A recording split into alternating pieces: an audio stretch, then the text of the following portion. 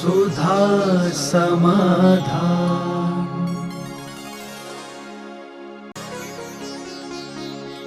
नमोस्तु गुरुदेव। खुले में मानस्तंभ में भगवान विराजमान होने पर उनकी प्रतिमा पर पक्षी आदि अशुद्धि करते हैं, तो ऐसे में भगवान के अभिषेक की क्या व्यवस्था होनी चाहिए? देखो, पक्षी हुए, जानवर हुए, छिपकली हुई, इनके लिए कोई आज तक रोक नहीं पाया। इनको जितना अपन रोक सकते हैं रोकना चाहिए, कांच लगाकर, जाली लगा करके। फिर भी यदि इनके द्वारा अशुद्धि होती है तो मूर्ति की प्रतिष्ठा पर कोई फर्क नहीं पड़ता, क्योंकि वह स्थितियाँ जानवरों के द्वारा बुद्धिपूर्वक नहीं की गई है। वो उनकी ऐसी स्थितियाँ हैं कि वो नहीं समझ पाते हैं। फिर भी अपन को जाली आदि से सुरक्षा कर लेना चाहिए। ऐसा कोई भी, आप तो अभिषेक प्रक्षाल तो श्रावकों के लिए अनिवार्य है। श्रावक को अभिषेक पूजन करना ही चाहिए। प्रक्षाल अभिषेक की व्यवस्थाएं होती हैं, करना ही चाहिए। मंदिर है तो करना चाहिए। नमोस्तु गुरुदेव। वर्तमान युग में व्यक्ति यश और मान के लिए समाज की भागदौड़ में लगा हुआ है, क्या यह उचित है? आदिनाथ के समय भी भरत बाहुबली का युद्ध मान प्रतिष्ठा पे हुआ था, सदा से होते हैं। सवाल ये है कि विवाद का विषय बनाना। मान के लिए, यश के लिए दुनिया सब कुछ करती है। यश बुरा नहीं है। कोई धर्म कर रहा है, दान कर रहा है तो यश के लिए कर रहा है, कोई अपयश के लिए थोड़ी कर रहा है। सम्मान के लिए कर रहा है, अपमान के लिए थोड़ी कर रहा है। तो इसमें कोई बुराई नहीं है कि व्यक्ति कोई यश के लिए कर रहा हो, सम्मान के लिए कर रहा हो, तो कौन सी बुराई है? हर व्यक्ति सम्मान के लिए जीता है। आज वो अच्छे ढंग से चल रहा है, क्यों? सम्मान के लिए, चार लोगों में मेरी इज्जत हो। धर्म करता है कोई व्यक्ति सम्मान के लिए कि मैं अच्छा धर्म करूँगा तो दो लोगों की दृष्टि में मैं सम्मानी माना जाऊँगा। सम्मानी होना, यश कमाना, इज्जत कमाना, ये अहंकार नहीं है। जब दूसरे को नीचा दिखाना, दूसरे की उपेक्षा करना, वह अभिमान और मान के अंतर्गत आता है। इसलिए कोई व्यक्ति धर्म यश करने के लिए करता है, कोई बाधा नहीं। मान सम्मान के लिए करता है, कोई बाधा नहीं। बस तुम चाहो, जो कितना भी यश चाहो, तुम्हें चाहो कि मैं ऐसा कार्य करूं सारे जगत में मेरा नाम हो, मैं ऐसा कार्य करूं कि 3 लोक में मेरी जय जयकार हो, मैं ऐसा कार्य करूं कि पूरे नगर में मेरा सम्माननीय दृष्टि से देखा जाए, कोई बाधा नहीं। इतना भाव सबको आना ही चाहिए, आता ही है। पर दूसरा भाव नहीं करना कि तुम जो चाह रहे हो दूसरे को नीचा दिखाने के लिए, उसको अपमानित करने के लिए, उसकी उपेक्षा करने के लिए, इसको नीचा दिखाना है इसलिए आके देते हो, वो खतरनाक है, वो विवाद का कारण है।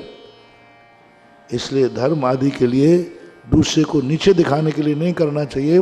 स्वयं को ऊंचा उठाने के लिए, यश कमाने के लिए अच्छे कार्य करते आए हैं, कर रहे हैं, करना चाहिए। नमोस्तु गुरुदेव। कौन से पुण्योदय के कारण लोकोदय तीर्थ क्षेत्र का निर्माण होने जा रहा है? पुण्य कोई ना कोई तो उदय होता है। जब भी कोई ऐतिहासिक शक्ति की स्थापना होती है तो कुछ ना कुछ तो उस भूमि का ऐसा उदय होता है, एनर्जी होती है कि वो खुद अपने आप को मांग करती है कि मैं उस इतिहास को स्वर्णांकित करने वाली हूँ जहाँ होना चाहिए। अब भूमि का भी देखा जाता है, जिस भूमि की, क्योंकि मिट्टी में भी अलग अलग गुण होते हैं। वास्तुशास्त्र में लिखा ऐसी मिट्टी हो तो वहाँ महल बनना चाहिए, ऐसी मिट्टी का आकार हो, स्वाद हो, गंध हो, वहाँ छत्री का निवास होना चाहिए। इस प्रकार की मिट्टी हो, इस प्रकार की मिट्टी का स्वाद हो तो वहाँ वैश्य व्यापारी को रहना चाहिए। इस प्रकार की मिट्टी में ब्राह्मण को रहना चाहिए। इस प्रकार की मिट्टी पर शूद्रों को रहना चाहिए। सबके लिए वह बहुत बड़ा व्यवस्था। पशुओं को कहाँ रखना चाहिए, मुनि महाराजों को, साधुओं की मंदिर बनाने की, संत बसतिका के लिए मिट्टी का उल्लेख अलग किया कि यहाँ की मिट्टी कैसी है। उस मिट्टी को देखकर अंदाज लगाया जाता है कि इस मिट्टी किसके योग है। बहुत बड़ा शास्त्र है कि जिसमें मिट्टी देखी जाती है, स्थान नहीं देखा कहाँ है क्या है, मिट्टी को लाके देखेंगे और उस मिट्टी को हम परखेंगे कि ये मिट्टी किसके योग्य है। कुछ मिट्टियाँ ऐसी होती हैं जो धर्म कार्य के योग्य नहीं होती, वहाँ आप लाख प्रयास करो कुछ भी सफलता नहीं मिलेगी। कुछ मिट्टियाँ ऐसी होती हैं जो धर्म के ही काम आती हैं, अन्य कार्य वहाँ करोगे तो सफल नहीं होगे। तो ये सिद्धांत कुछ हैं, तो कुछ देश को लेकर कुछ मिट्टी को देख करके किए जाते हैं। नदियों के बहने के ऊपर विश्वास होता है। आज गंगा नदी के किनारे जो भी बसता है पूरा समृद्ध धनाढ्य होगा, पूरा व्यापार। आप देखो सारी गंगा नदी के ऊपर चारों तरफ जहाँ से देखो, दिल्ली से उधर से जहाँ से भी है। और नर्मदा पर कोई बसेगा वो धन की नदी नहीं है, वो धर्म की नदी है। गंगा नदी धर्म की नदी है।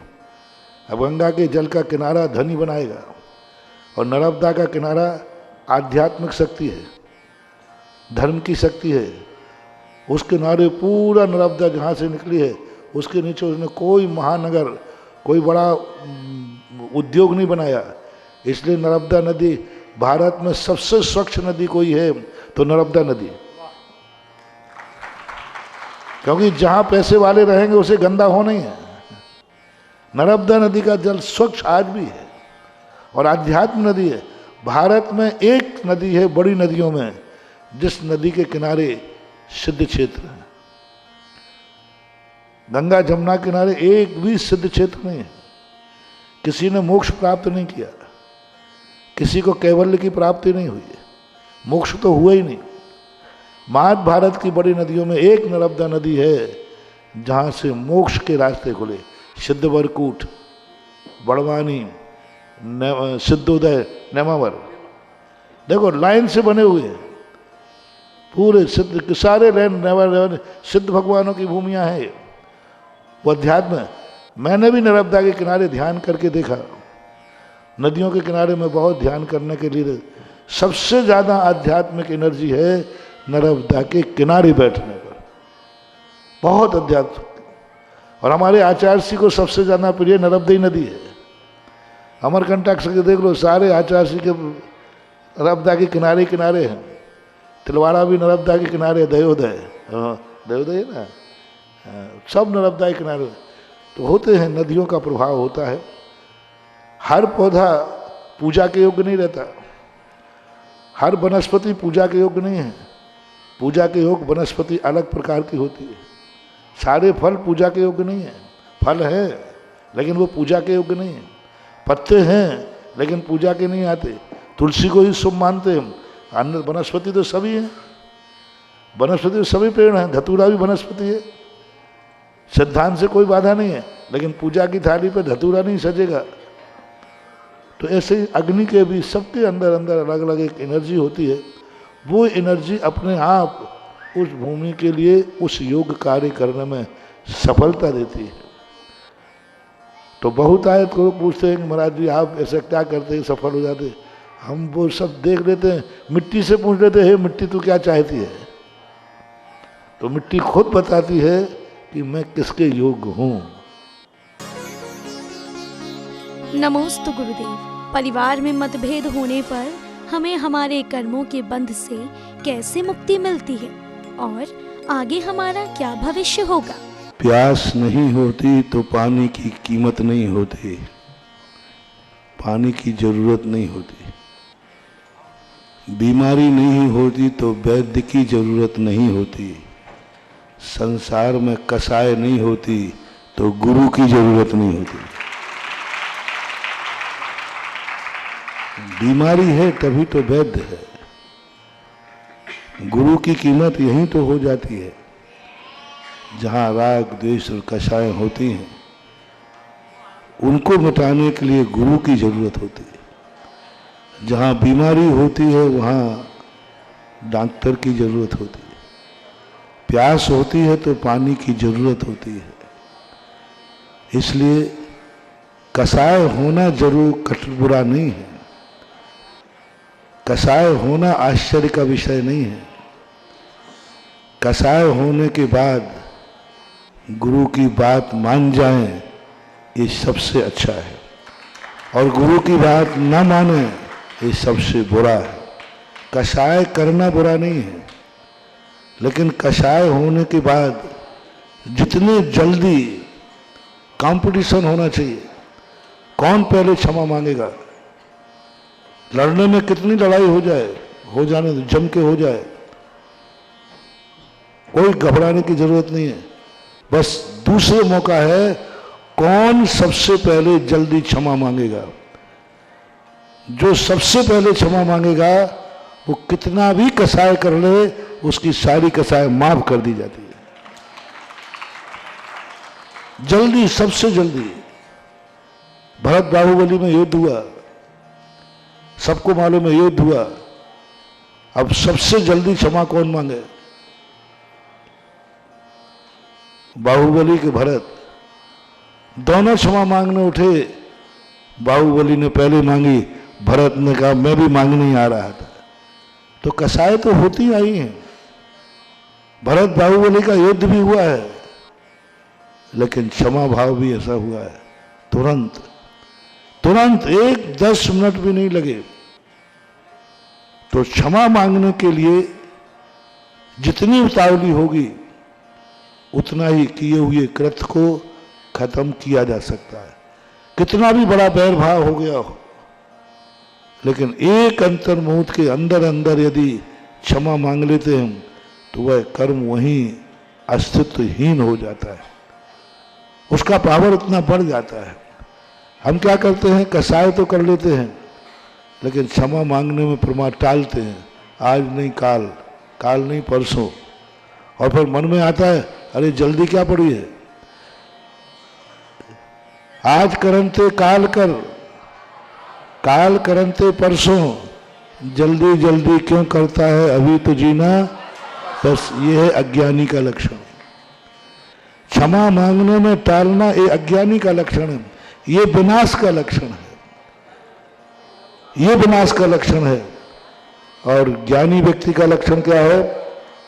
काल करनते आज कर, आज करनते अब, पल में पल रहे होएगो, बहुर करेगो कब। बस कोई भी घटना घटने के बाद उसको रिवर्स करने के लिए जितनी जल्दी हो सके करें।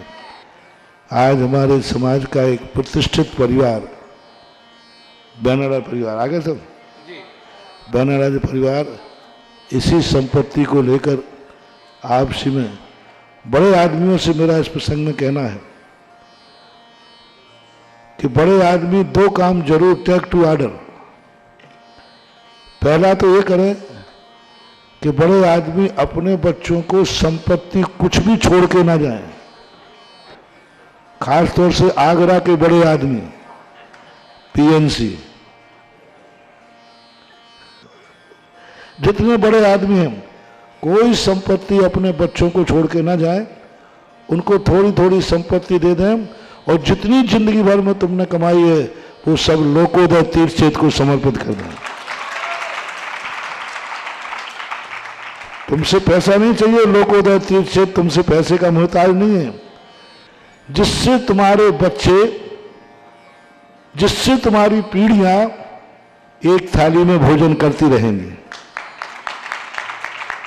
एक साथ बैठते रहेंगे, क्योंकि तुम्हारे सबसे ज्यादा 90% परिवारों में टूट होती है बाप दादों की संपत्ति पर।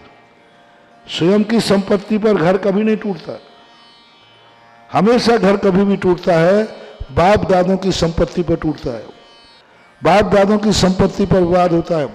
और ये सब दोष उन बाप दादों को लगेगा जो संपत्ति छोड़ के जाते हैं, भाई भाई को बैरी बना देते हैं। इसलिए छोड़ के नहीं जाए। फिर भी मान लो तुम्हें नहीं देना है, लोकोदय को मत दो। लोकोदय को यदि तुम्हें नहीं देना है तो मत दो। अपने सामने सारी संपत्ति के पाई पाई का बंटवारा करके और कोर्ट से रजिस्ट्रेट करा करके जाना चाहिए।